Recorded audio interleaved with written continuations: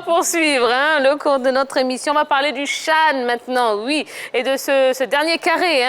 Ce mercredi se joueront les deux demi-finales de la 6e édition du championnat d'Afrique des Nations. À 15 h, le Mali sera face à la Guinée et 4 heures plus tard, eh bien, le Maroc, détenteur du trophée, tentera de dompter le Cameroun, le pays organisateur. Alors, vous pouvez nous appeler maintenant, top départ, oui, au 00 225 27 21 59 93 99, 27 21 59 93 99. Quelles sont les deux équipes que vous voyez en finale de ce CHAN 2020? Allez, le jeu des statistiques maintenant, les pronostics plutôt. Pronostics, ouais. Guinée-Cameroun. Guinée-Cameroun pour vous? Oui. Henri Jo? Guinée-Cameroun aussi. Ouh, d'accord. Coach? Mais moi, mon cœur pèse pour le Mali, d'où j'arrive. Oui. Ils n'ont pas été méchants avec moi. Et j'ai un joueur qui fait sensation, Château. Oui. Le latéral gauche. Oui. Voilà. Il est du Djoliba. Et donc, j'ai un petit penchant pour le Mali. Mais je pense que le Maroc, techniquement, peut passer ce tour. Donc, je vois Mali-Maroc. Mali-Maroc, d'accord. Je suis le coach Mali-Maroc. Pourquoi? Pour la finale. Oui, mais parce que d'abord, le Maroc est l'équipe la plus impressionnante de la compétition. C'est la meilleure attaque avec 9 buts. Il y a dans cette équipe marocaine Sofiane Raimi, un formidable joueur qui fait un travail énorme dans cette équipe et qui d'ailleurs a permis avec Kabi, qui ne marque pas beaucoup, a permis au Maroc de balayer un peu tous ses adversaires dans cette compétition. Il y a eu le festival rapidement bouclé face à l'équipe du Zimbabwe, ensuite le festival face à l'équipe de la Tanzanie. Donc c'est une équipe marocaine qui est solide et qui est en pleine forme. Et puis le Mali a son jeu de colle. Sur les flèches, sur les deux fronts maliens, on a Balo et Diallo qui font une très belle compétition. Et je pense que ces deux équipes-là, le Mali peut battre la Guinée et le Maroc peut dominer le pays organisateur, l'équipe du Cameroun. Alors, on va voir ce qu'en pense M. Niaba, qui nous appelle de Yopougon. Bonsoir, M. Niaba. Bonsoir, Tia. Vous allez bien? Très bien. Et chez vous? Ça va, super. Alors, M. Niaba, on parle du CHAN 2020. Vous voyez qui en finale? Bon, je vois le Maroc et le Mali en finale. Mali-Maroc, donc? Ah oui, c'est ça. C'est vrai que c'est le Cameroun, le pays organisateur. C'est vrai qu'ils sont motivés, mais les Marocains sont les plus expérimentés pour moi. Et puis, c'est les tenants du titre aussi. Donc, je pense que le Maroc va battre le Cameroun et le Mali avec cette jeunesse-là qui développe bien, qui joue bien le football, pourra battre la Guinée. C'est vrai que la Guinée n'est pas mal, mais vis-à-vis, en face du Mali, ça sera très compliqué pour la Guinée. Donc, je vois le Mali et le Maroc en finale. D'accord. Merci beaucoup, M. Niaba, pour votre appel. Alors, la Guinée nous propose quand même un très beau spectacle depuis le début du tournoi. Bien sûr. Et surtout, avec le retour de ce joueur-là, Morlaï, dans le milieu de terrain, le numéro 10, Morlaï, il est accompagné au milieu de terrain par un certain Sow, le numéro 20, qui vraiment sont phénoménaux, ces deux joueurs. Et ils ont été intéressants dans ce match face au Rwanda. Ils ont dominé les Rwandais. On ne reconnaissait même pas cette équipe rwandaise quand même qui avait produit un bon football face aux Togolais. Et l'équipe guinéenne, pour moi, pas favorite devant le Mali. Bien évidemment, le Mali aussi quand même a de très bons joueurs. Le coach a parlé de Tchato, mais je vais peut-être citer un autre joueur, Samaké, qui a inscrit ce coup franc à la face au Cameroun. Parce que sur ce coup franc, il y avait 3 joueurs qui essayaient de tromper un peu la vigilance. Et finalement, c'est Samaké qui a envoyé le ballon. Et revenons à l'équipe du Cameroun. Moi, je voulais voir le test entre le Cameroun et la République démocratique du Congo. Et surtout, voir une équipe de la RDC au complet face aux Camerounais. Et on l'a vu, cette équipe camerounaise qui, certainement, n'est pas aussi technique que les Congolais ou peut-être les Marocains, mais ils ont joué sur leur force. C'est quoi? La combativité des lions indomptables. Et l'entraîneur a trouvé, je dirais, son attaquant qui est Ndjeng. Parce que depuis le début de la compétition, il avait essayé avec les Jacques Zoua et autres, ça ne fonctionnait pas. Il a changé, il a fait rentrer quelqu'un qui était sur le banc, qui est Ndjeng, et qui a apporté quelque chose à cette équipe camerounaise et qui s'est débarrassé de la RDC, qui, on le rappelle, était au complet parce que précédemment, il y avait eu les tests Covid qui avaient empêché cette équipe de la RDC. Est-ce que la RDC n'a pas été un peu mélangée suite à cette affaire des tests Covid? Est-ce qu'ils n'ont pas été psychologiquement embrouillés et ce qui a fait qu'ils ne sont pas... voilà, ils n'ont pas joué à leur meilleur niveau? Non, mais finalement, moi, je pense que, je dirais, il y a eu la demande de la contre-expertise des Congolais qui a été acceptée. Et puis derrière, les Congolais reviennent avec tout la mais est-ce que psychologiquement, ça n'a pas un impact sur les joueurs? Pas. Parce que, je dirais, l'ascendance psychologique devait être du côté des Congolais qui venaient d'avoir presque tous leurs joueurs au complet pour jouer face à cette équipe marocaine.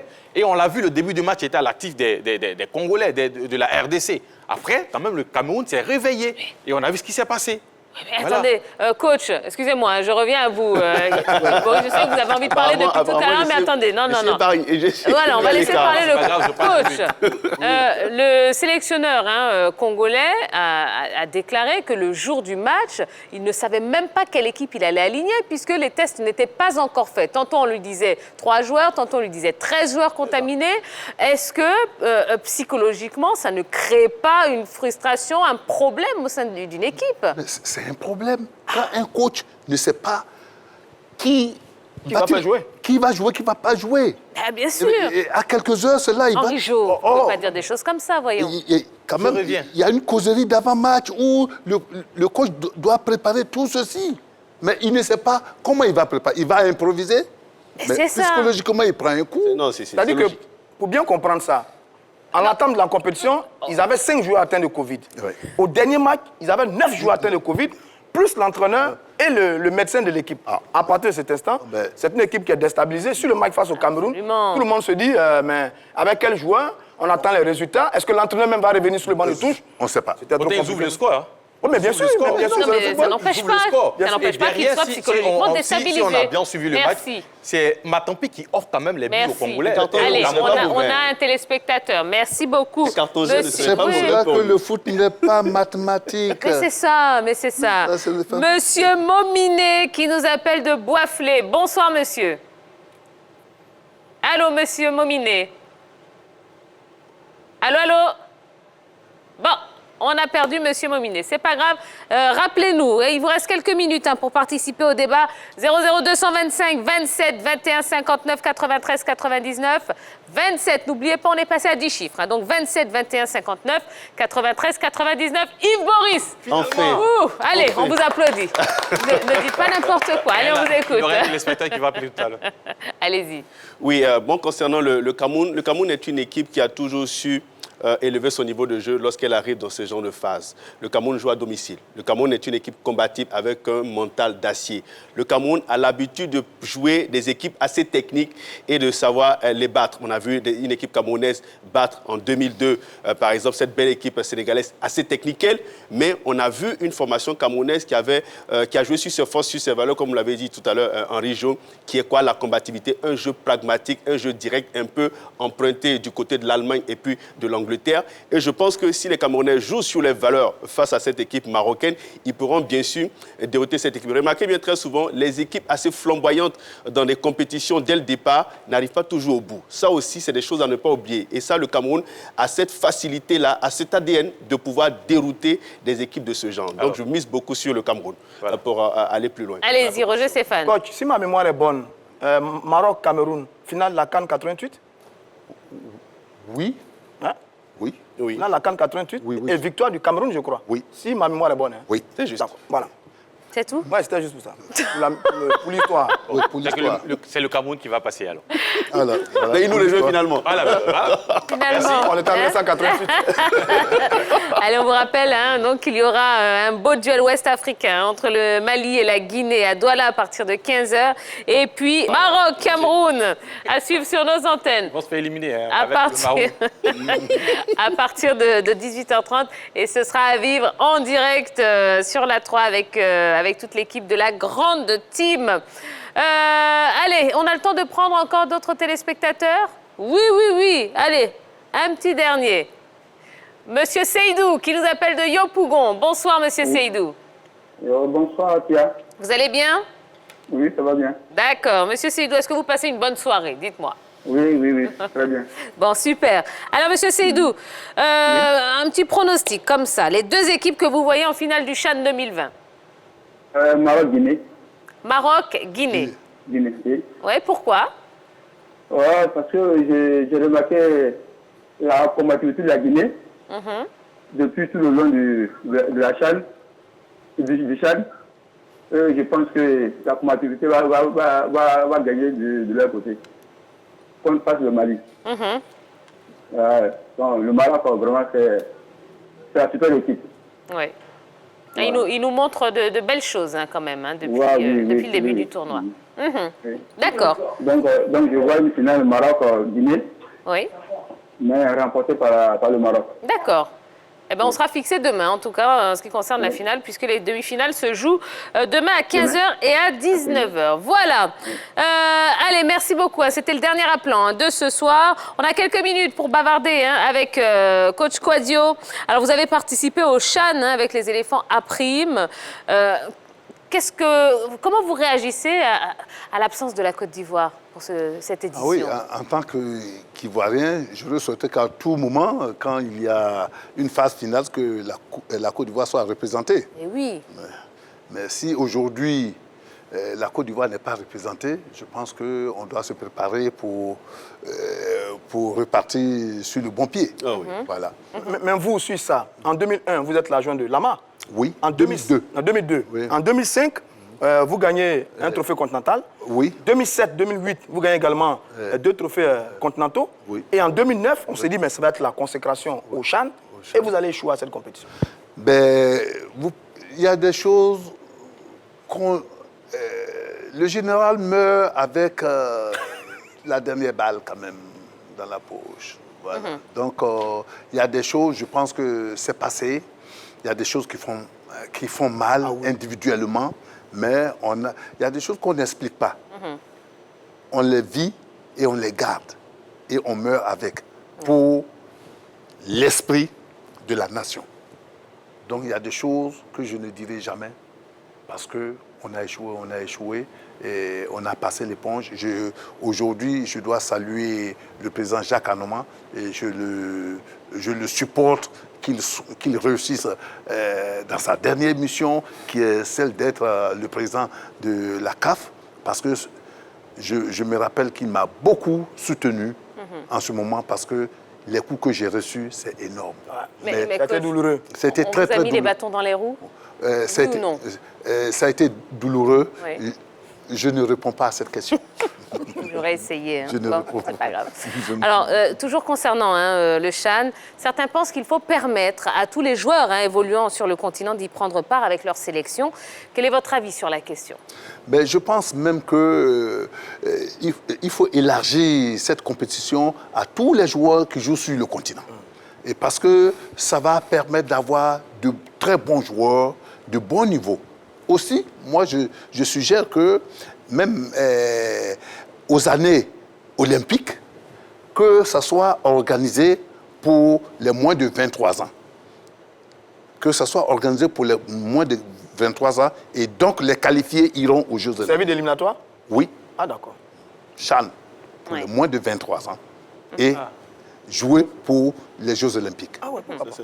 Pourquoi pas? Moi, je suggère. Ouais, il serait plus en compétition. Et les U23 alors? Mais c'est ce que j'ai dit, les moins de 23, c'est les U23. Ah, d'accord. Oui, voilà. bien sûr. Donc, les U23, c'est ceux-là. Oui, mais il y a des pros dedans, chez les U23. Il y a des professionnels. Oui, il y a des professionnels. Qu'est-ce qu'on fait d'eux? On peut peut-être... Essentiellement Ils sont passés. locaux. Mais puisqu'on étend ça à toute l'Afrique, pourquoi ne pas accepter les U23 d'Afrique? Bon, alors, certains disent que... Mais après les Olympiques, on peut prendre des plus de U23, n'est-ce pas? Alors, donc, on peut, après, introduire certains professionnels, si on veut. C'est votre proposition, en tout Moi, cas. c'est une proposition que je fais. Allez, dernière C'est question. discutable. Dernière question, Monsieur Kouadio. Quel est votre prochain challenge? Est-ce que vous avez des propositions aujourd'hui? Oui, j'ai eu quelques coups de fil. Malheureusement, certains championnats ont déjà commencé où il y a des championnats. Bon, j'ai eu quelques coups de fil. Dans quel pays, par exemple? Vous savez qu'on n'a pas que des amis. Oh, monsieur Kouadio. Il y a des coupeurs de route. Bon, souffrez que... Simplement le pays. Le pays. Pas le demandé le club. Au moins les juste le pays. Il y a trop de coupeurs de route. Même dans le pays qui va citer. Par exemple, au Nigeria. Ah, voilà. Au Nigeria. Par exemple, au Nigeria. Vous avez eu des propositions au Nigeria. Mais le championnat a déjà commencé. Donc, nous sommes des potentiels pompiers. Ah, d'accord. Pour un club qui serait en baisse. Je ne sais pas. Mais moi, je n'étais pas en baisse quand on m'a sauté. Donc, ça peut être un club qui joue le haut du tableau. Et puis, le pompier aussi. Le pompier. Mais absolument. Bon, en tout cas, on vous souhaite de rebondir et de retrouver un club très, très rapidement. Parce qu'on a besoin des gens comme vous, monsieur Kouadio. Merci, ça me fait plaisir. Et je pense qu'il faut laisser tout dans les mains de Dieu. Dieu pourvoira. Et je sais que Dieu ne m'a jamais laissé. Et je l'aime beaucoup. Et il m'apporte beaucoup. Et ma famille le sait. Que même quand vous essayez de m'égorger, je vais vous laisser le faire. Parce que c'est Dieu qui a demandé que vous m'égorgez. Amen. Amen. Amen. Allez, merci beaucoup. Eh bien, il est l'heure de se quitter. J'espère que vous avez passé un bon moment. Merci, coach Kouadio. Vous revenez quand vous voulez sur le plateau de la Grande Team. Merci. Mais vous avez sifflé, je voudrais savoir si c'était les 90 minutes ou bien 120 minutes. Non, c'était les 90, là. Merci. Et il n'y a pas de temps additionnel, pas de prolongation, rien, non, 90 minutes pleines, comme Merci. ça. Ça a été beau, j'ai apprécié. Eh bien, vous revenez quand vous voulez, c'était un plaisir. Allez, merci. C'est reparti, ouais, on a encore plein de belles choses à vous proposer tout au long de la semaine. Demain, le rendez-vous, c'est pas à 20h30, non, c'est à 18h30 pour cette demi-finale entre le Maroc et le Cameroun à vivre en direct sur nos antennes en compagnie de toute la Grande Team. Eh bien, d'ici là, reprenez des forces, reposez-vous bien. Et puis, on se donne rendez-vous demain à 18h30. D'accord? C'est noté? Passez le message autour de vous. Bisous, bisous. Bonne soirée. Bye bye.